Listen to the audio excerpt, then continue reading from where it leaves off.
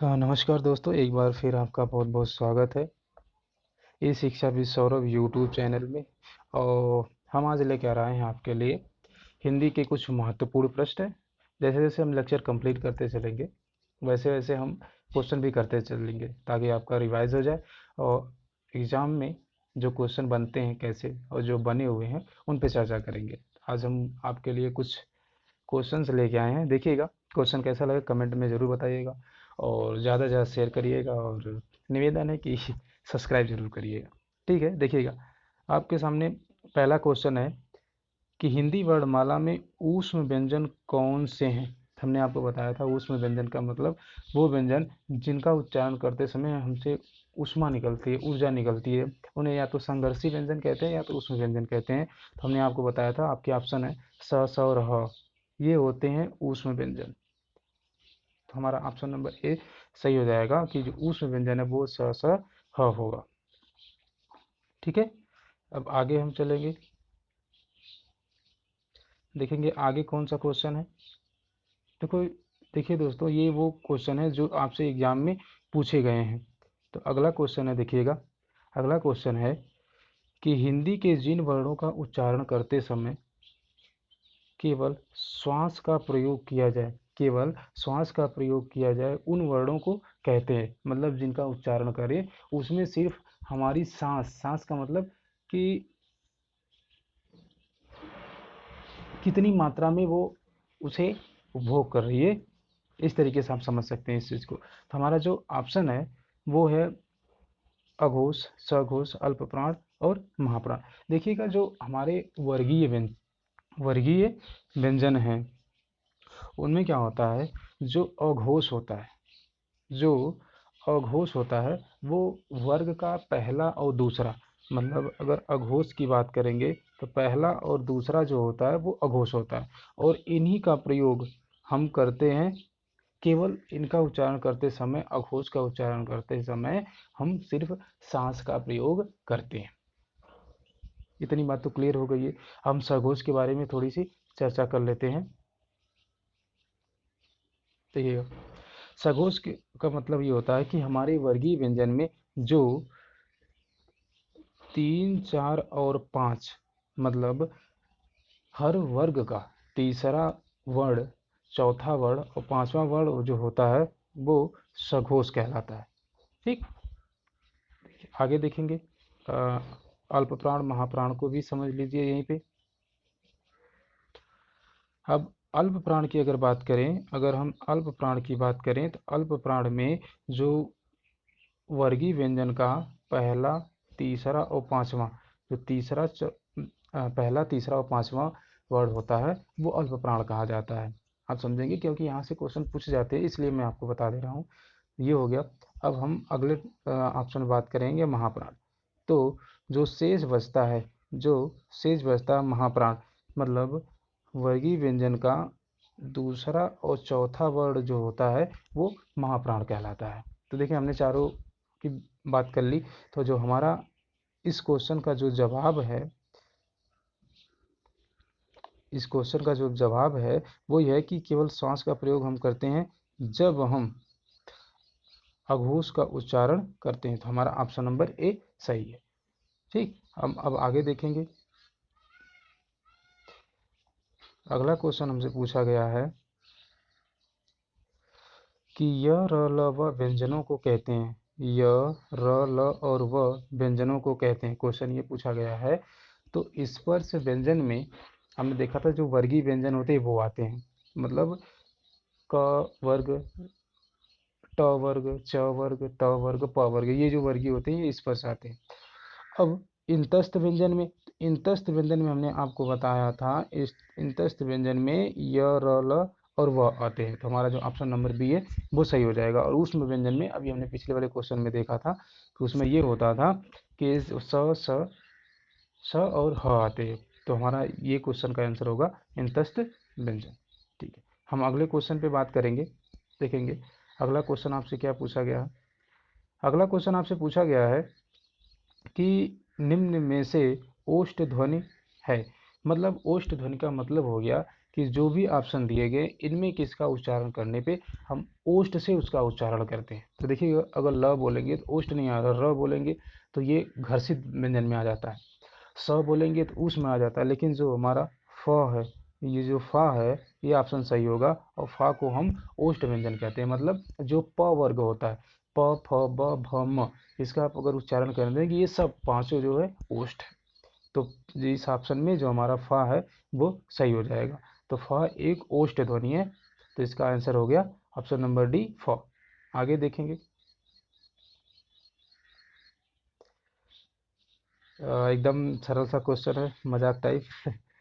तो देखेंगे, कभी कभी ऐसे क्वेश्चन आ जाते हैं कि वावेल को हिंदी में कहते हैं।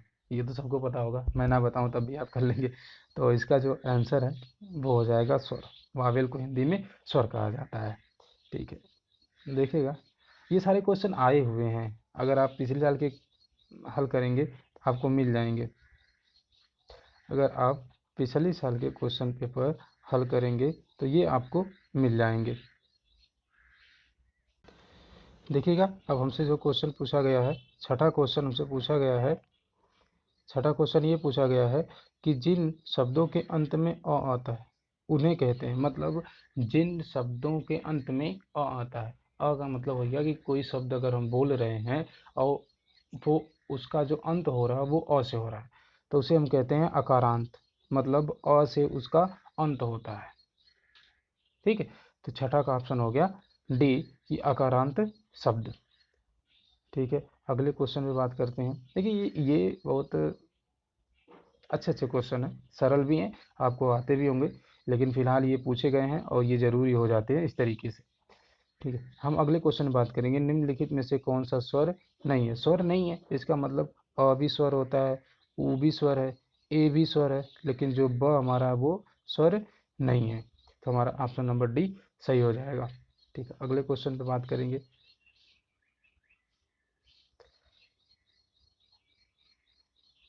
अगला क्वेश्चन है, देखिएगा पूछा गया है निम्नलिखित में से कौन सा वर्ण घोष है। कौन सा वर्ण घोष है। तो अभी हमने आपसे बताया था कि घोष में कौन कौन से आते हैं। तो हमने आपसे घोष में बताया था कि वर्ग का जो तीसरा, चौथा और पांचवा अक्षर होता है वो घोष होता है। घोष या सघोष दोनों में कई चीज़ है। तो अब अगर इसमें देखिए, ये प, अगर प की बात करेंगे तो प पहला है तो ये कैंसिल हो गया, ट पहला है तो ये भी कैंसिल हो गया, और फ दूसरा है तो ये भी कैंसिल होगा। लेकिन जो हमारा द है ये तीसरा वर्ड है, त वर्ग का तीसरा, इसलिए ये सही हो जाता है त थ द। तो डी सही, हमारा ऑप्शन नंबर सी सही होता है। अगले क्वेश्चन पे बात करेंगे। देखिएगा अगला क्वेश्चन क्या पूछा जाता है। देखिए ये क्वेश्चन ऐसे हैं जो पीछे पूछे गए हैं और इसी तरीके से क्वेश्चन एग्जाम में आपसे पूछे जाएंगे, ये तो तय है। ठीक है, अगला देखिएगा, नौवां क्वेश्चन की बात करेंगे कि भाषा की सबसे छोटी इकाई किसे कहते हैं। तो हमने आपको बहुत अच्छे तरीके से बताया था कि भाषा की सबसे छोटी इकाई हम किसे कहते हैं। तो भाषा की जो सबसे छोटी इकाई होती है वो कहलाती है वर्ड। वर्ड या अक्षर को हम भाषा की सबसे छोटी इकाई कहते हैं। ये बहुत आसान क्वेश्चन था, लेकिन फिलहाल ज़रूरी है तो करते रहिए। अगले क्वेश्चन पे बात करेंगे। 10वां क्वेश्चन है, देखिए बहुत आसान है। सब आसान आसान क्वेश्चन है, लेकिन यही है कि कुछ इसमें लेवल की भी क्वेश्चन थे। देखिए अगला क्वेश्चन आपसे पूछा गया है कि वर्णमाला किसे कहते हैं। तो हमने आपको बताया था कि व्यवस्थित वर्णों के समूह को वर्णमाला कहा जाता है। तो ऑप्शन नंबर हमारा डी सही हो जाएगा कि व्यवस्थित वर्णों के समूह को वर्णमाला कहा जाता है। ठीक है, अब देखेंगे हम अगले क्वेश्चन पे बात करेंगे। देखिएगा क्वेश्चन कैसे लग रहे हैं ये ज़रूर हमें बताइएगा। देखिए हम अब अगले क्वेश्चन पे बात करेंगे। अगला क्वेश्चन हमसे पूछा गया है, क्वेश्चन नंबर 11 है, निम्नलिखित में से कौन सा कंठ ध्वनियाँ कौन सी। कंठ का मतलब जिनका उच्चारण हम करें और उसमें हमारे कंठ का उपयोग हो। कंठ का मतलब गले के नीचे जो ये थोड़ा सा दिखता है एकदम लास्ट में, उसे हम कहते हैं कंठ। तो देखिए हमने आपको शायद बताया है कि जो क वर्ग है, जो क वर्ग है उसका उच्चारण हम कंठ से करते हैं। तो क वर्ग का मतलब क और ख कंठ से होते हैं। तो हमारा ऑप्शन नंबर ये सही हो जाएगा। तो देखेंगे अगले क्वेश्चन पे बात करेंगे। देखिए, अगर आप पढ़े हैं, लेक्चर पढ़े हैं, तो एक भी क्वेश्चन ऐसा नहीं है कि जो आपको नहीं आएगा। लेकिन अगर आप लेक्चर नहीं पढ़े हैं तो दिक्कत होने वाली है। तो अगर लेक्चर पढ़ना है तो चैनल में देखिएगा, आपको वीडियो प्लेलिस्ट में मिल जाएगा हिंदी का लेक्चर, वहाँ से आप पढ़ सकते हैं। ठीक है, देखिए अगला क्वेश्चन बात करेंगे।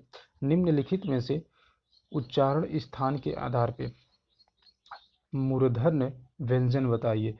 मतलब कि अगर हम उच्चारण करें तो उसका उच्चारण जो हो मूर्धा से हो। हमने आपको बहुत बखूबी समझाया हुआ है कि कौन से मूर्धा से बोले जाते हैं। जो हमारा ट वर्ग होता है वो मूर्धा से बोला जाता है। ट वर्ग आप खोज सकते हैं कि जो देखिएगा ड और ढ है, ये मूर्धा से बोला जाता है। तो जिसकी वजह से हमारा ऑप्शन नंबर सी सही हो जाएगा कि जो हमारा ट वर्ग होता है वो मूर्धा से बोला जाता है। तो ट वर्ग मूर्धा से बोला जाता है, इसलिए ट वर्ग का अक्षर है ड और ढ। तो ये हमारा ऑप्शन सी सही हो जाएगा। तो निम्नलिखित में से उच्चारण के स्थान पे मूर्धन्य व्यंजन बताइए, तो हमारा हो जाएगा ऑप्शन नंबर सी। अगले क्वेश्चन पे बात करेंगे। हमें इसे ज़्यादा से ज़्यादा शेयर करिए, हमें ज़रूर बताइएगा कि आपको क्वेश्चन कैसे लग रहे हैं, मस्त थे या फिर एग्ज़ाम में अगर आप जब पिछले साल के क्वेश्चन पेपर हल करेंगे तो ये सारे क्वेश्चन आपको वहीं से मिल जाएंगे। ठीक है, अगला क्वेश्चन है, निम्नलिखित में से अल्प प्राण है वर्ण कौन सा है। तो हमने आपको बताया था जो अल्प प्राण होता है वो पहला, तीसरा और पांचवा। अल्प प्राण का मतलब पहला, तीसरा और पांचवा वर्ण जो होता है उसे हम कहते हैं अल्प प्राण। अब इसमें आपको खोजना है पहला, तीसरा। देखिएगा, पहला भी मिल रहा है और तीसरा भी मिल रहा है, बाकी ऑप्शन अगर चेक करेंगे तो आपको नहीं मिलेगा। तो जो हमारा अल्प प्राण हुआ वो हो गया क और ग। तो ये हो गया 13वां क्वेश्चन। अब इसके आगे अगर हम बात करेंगे तो देखिएगा, क्वेश्चन नंबर 14 की बात करेंगे। ये आसान दिखने में लग रहे हैं लेकिन एग्जाम में आते हैं तो सर दर्द बन जाते हैं। ठीक है, देखिएगा क्वेश्चन नंबर 14, निम्नलिखित में कौन सा घोष वर्ण है। घोष वर्ण है, निम्नलिखित में से कौन सा घोष वर्ण है।